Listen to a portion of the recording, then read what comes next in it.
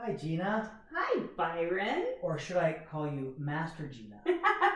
No, close. You were away for a week I was. in a master class. I was. I took my NLP Master Practitioner course. It was the second. I took the NLP Practitioner a year ago, and I just finished the week for Master Practitioner. Now, for those of us that don't know the term NLP, can you explain to us a little bit more about, first of all, what NLP stands for, and then a little bit about what it is? Yes, of course.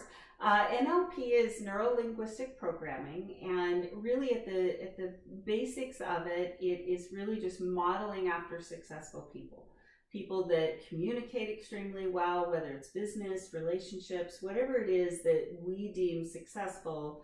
It's really learning and modeling. How do they communicate? How do they string words together? How do they understand what other people are saying? Okay. And at the very foundation of it, that's kind of what we're doing, is what is another person's model of the world when we're communicating with them, so that the words that we choose to string together are heard and deciphered in the way that we intend them to. Because a lot of times people communicate to each other and they just actually don't really understand what the other's saying.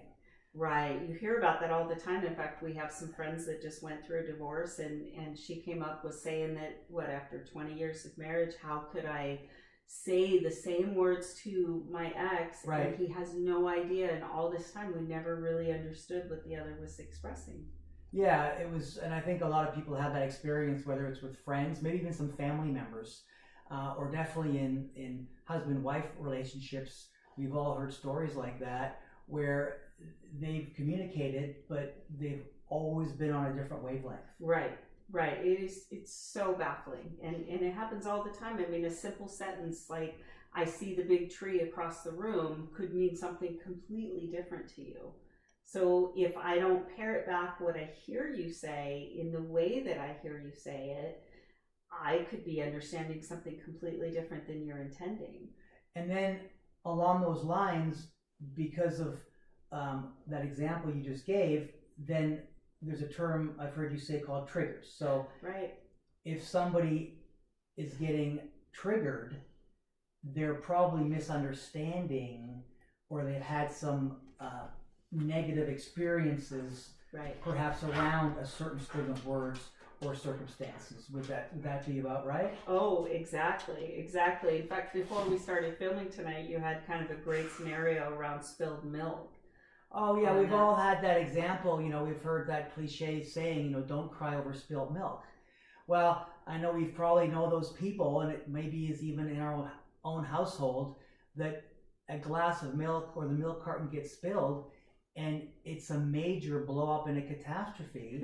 Right. And then you might go visit your aunt or uncle or just your neighbor, and the same incident plays out, and they clean it up like it's just a little spot of water, and there's barely a discussion.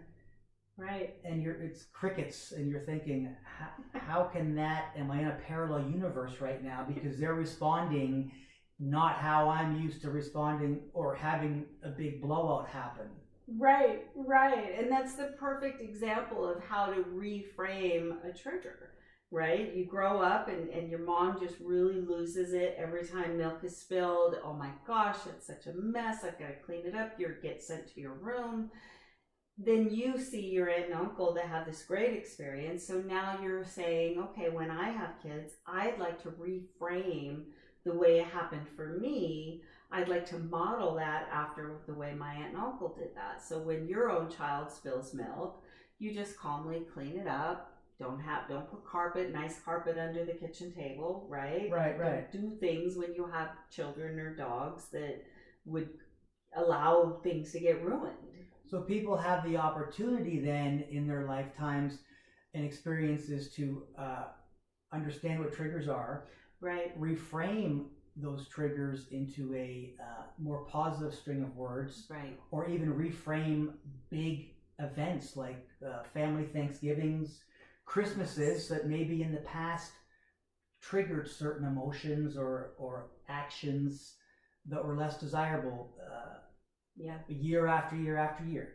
Oh, absolutely. And that's kind of one of the bigger things that we learned as well in this last week is that we, even though sometimes we don't realize that we do, we actually have control over how we respond in certain situations. So even though, let's say, proverbially, my mom lost it whenever I spilled milk, well, it doesn't mean that when I go to a holiday function and somebody spills milk that I also have to lose it. Right. I can choose how I respond in different situations. So, you know, if Uncle Peter always burns the turkey and it just ruins your day, well, you can choose to say, oh, well, that's so fun that, you know, Uncle Peter always burns the turkey. I'll bring a side dish with some turkey in it, maybe, just Right. as an oops, Okay. you know, as a backup. Okay. We can choose how we respond in different situations. And even if your spouse is having a bad day or communicating things in sort of a grumpy way, we have control over how we respond to that. And we often forget that we have that control, that we can change how we respond and interact in those situations. And that's kind of what we learned a lot at NLP too, is all of our responses are in our own control.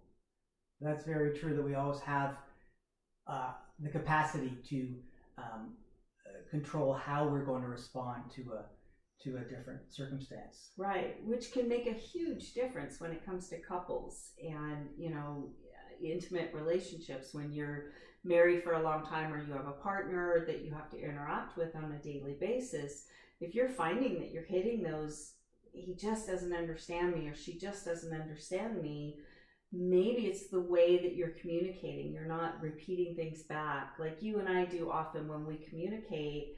I find myself restating exactly what I hear you say so that I know I'm hearing what you're intending. That's true. We do that a lot.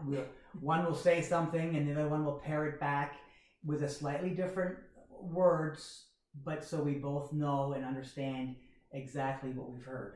Right, and it makes all the difference compared to, you know, past friendships and whatnot. If I don't parrot it back to you, I could actually hear something completely different. It's like teachers say sometimes, it's all about the comma, where you put the comma in the sentence, right? Right. You know, and if I hear the comma in a different space than you've intended it, it changes up the sentence altogether.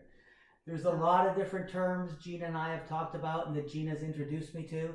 She just finished a full 7-day full-time NLP master training. So we've just skimmed the surface on some of these terms and terminology. We're going to make a few more videos. Yeah, oh yes, definitely. We'll dive deeper into communication between partners and how to reframe your own self from within, because the language that we use within our minds matters on how we see the world, how we interact with the world. So stay tuned. Make sure you like and subscribe our video for more. We definitely have a few more episodes coming on this very topic. Thank you for watching. It's super interesting stuff. Thank you, Gina. Thank you, Byron.